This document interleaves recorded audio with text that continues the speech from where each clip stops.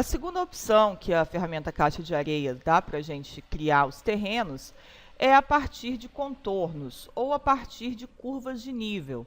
Você pode importar essas curvas de nível direto do AutoCAD, com o arquivo DWG, ou você pode criar esses contornos aqui dentro mesmo do SketchUp.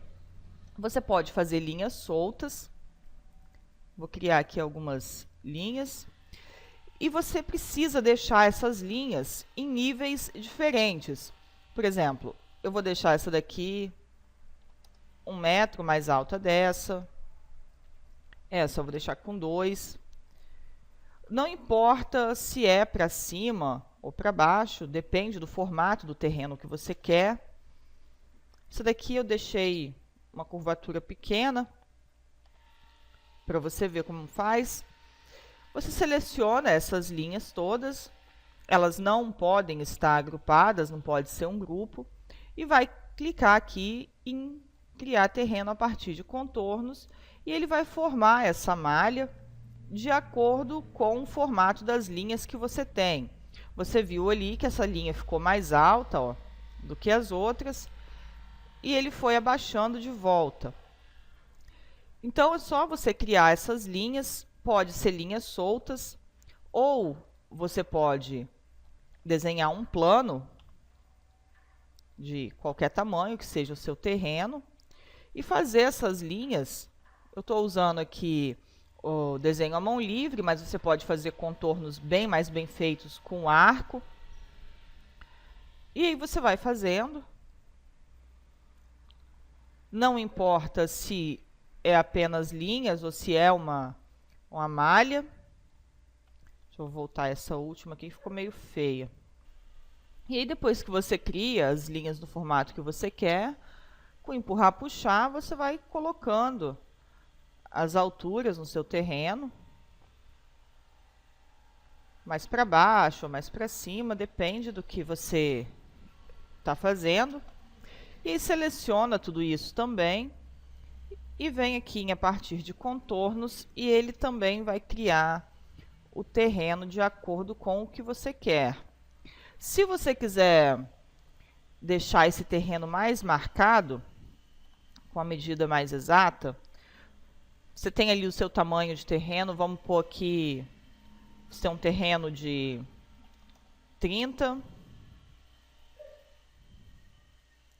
eu voltar aqui.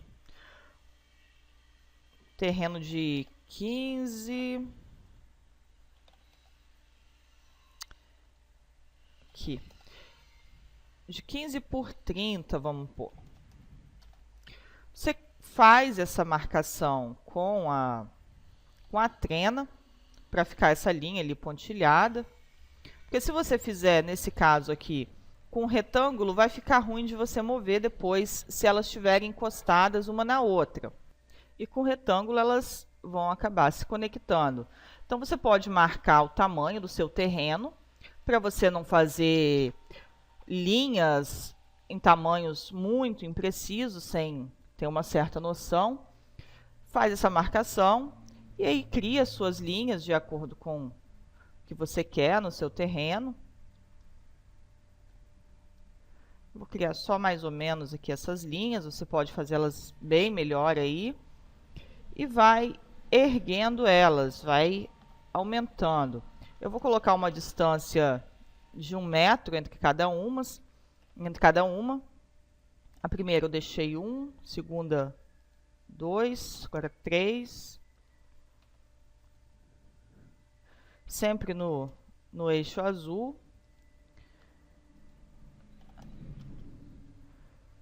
Depois que você fez, pode apagar isso aqui, essas linhas de referência, porque se você selecionar, elas vão ser todas selecionadas.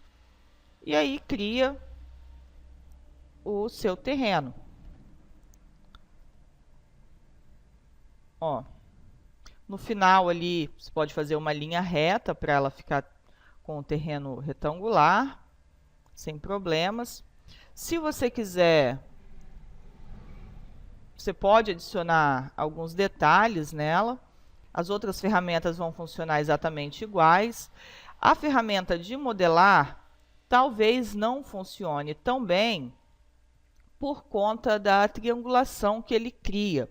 Você vê que ele não criou uma malha tão precisa com polígonos, com triângulos, como a primeira que nós fizemos, por causa dos desníveis dela, que ele tem esse pequeno problema aí de não criar essas malhas tão bem quanto como a gente cria com o contorno a partir do zero.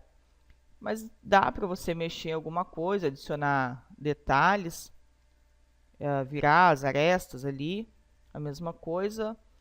E as ferramentas de estampar e modelar também, de estampar e projetar também vão funcionar exatamente iguais na outra ferramenta de terrenos a partir do zero.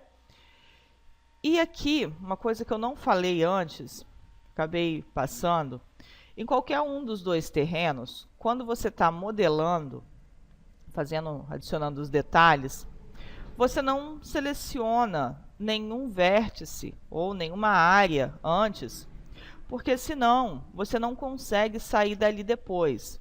Por exemplo, eu vou deixar essa daqui selecionada para eu fazer alterações nela. Venho aqui, selecionei. Depois, eu não consigo sair para fazer em outro lugar, porque ele entende que é para fazer só nessa daqui que está selecionada. Eu teria que sair dali, clicar fora ou dar um ESC, ou desselecionar ela, para depois continuar modelando as outras coisas que eu quiser. Se você quiser dar uma suavizada nessa malha, você pode usar o plugin Subdivide and Smooth, que ele subdivide e suaviza.